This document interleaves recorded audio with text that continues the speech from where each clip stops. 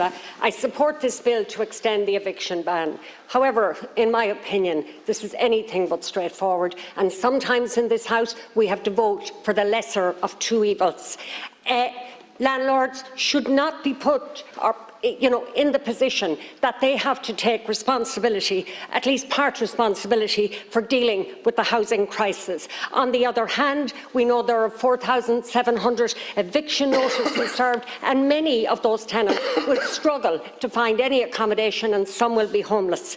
And why can I say that? I can say that because 17 local authorities have said no emergency accommodation. 6 have said very limited emergency accommodation. That just leaves 3 local authorities with any reasonable amount of emergency accommodation. According to daft.ie this very evening, there are now just 15 places to let in Sligo, and that is 6 less than were available a week ago. In Donegal it's 57, the same as last week. In Roscommon it's 12, 1 less than a week ago. And Minister, in Leitrim there's 1 place to rent, 3 less than this time last week.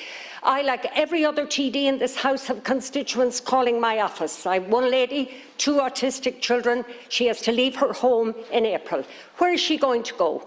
Even if she's one of the really lucky ones to get into emergency accommodation, how are her children going to attend their special classes? We know how important that is. And Minister, in case anybody thinks this is a problem for other people, for people out there, I know somebody who works in this building who will be homeless from the 11th of April. Despite months and months of searching for rental accommodation, this person has to leave Dublin.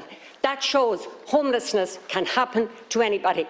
But as I said, the issue is not black and white, and I believe some amendments are necessary. I support Deputy McNamara and what he's saying. I also believe that an extension to the eviction ban is needed, because government need time so that we're not in the same position again with a winter eviction at the end of next January. But I also believe we need to support landlords, because tens of thousands of them are leaving the market. They're leaving because of the tax situation and because of the burden of regulation.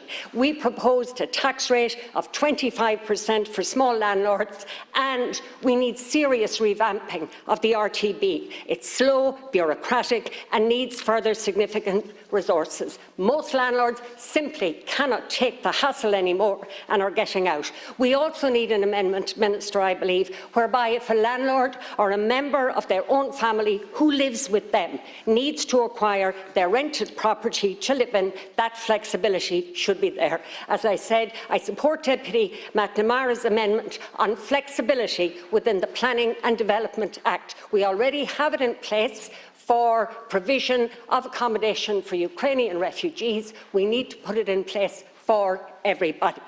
Thank you, Deputy.